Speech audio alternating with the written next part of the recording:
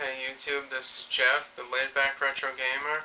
Um, this is a tagged response to a good friend of mine on here called Buriedundercliches. He had just tagged me a few hours ago and posted the video up, and I was one of the people that he selected. This video is a Halloween tag. It's a little bit different than a regular tag. It's still roughly five questions. And it's all basically horror film related and just the season of Halloween, the holiday of Halloween, related. So let me just get to that real quick. The first question is, what is your favorite snack? When you view a horror movie, either in the theater or in your own home. So it's kind of different for me. My favorite one when I actually go to the movies, I like the snow caps. I believe they're by Nestle. They're like little like chocolate drops, and they have like those white like infection sugar on them. And yeah, I can eat a whole box of those in like 15 minutes.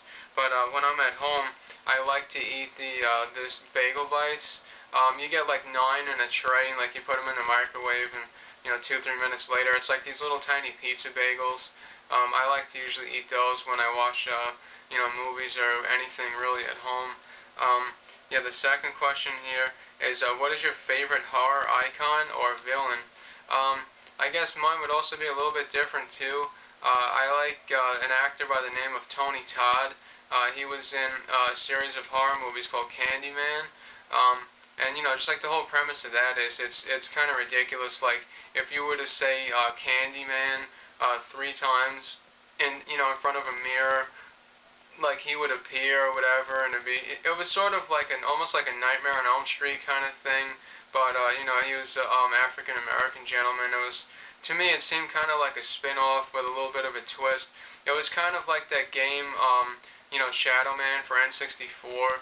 Like his character looked sort of similar to that, and it had some of those elements that were in Shadow Man. But yeah. So the third one is your favorite horror movie music. Mine is by a group called Goblin. They're an Italian band, and they made many different film scores and soundtracks for a bunch of horror movies, mostly European movies, a few that came out in America. Um, they worked a lot with Dario Argento and George A. Romero and Umberto Lenzi and directors like that. Yeah, so they're real talented guys, and really creepy, like eerie, horror themes and stuff.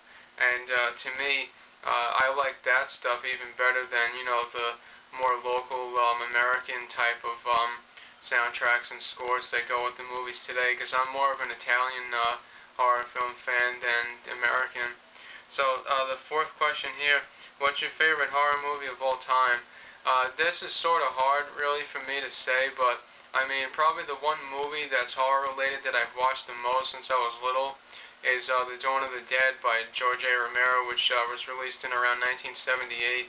I also do very much like the remake. That they did an excellent job on that. I think it was in 2004. Yeah, it's a real good movie. And just a little bit of a different twist that they had on it, of course, to change it up to keep people interested, was actually really phenomenal.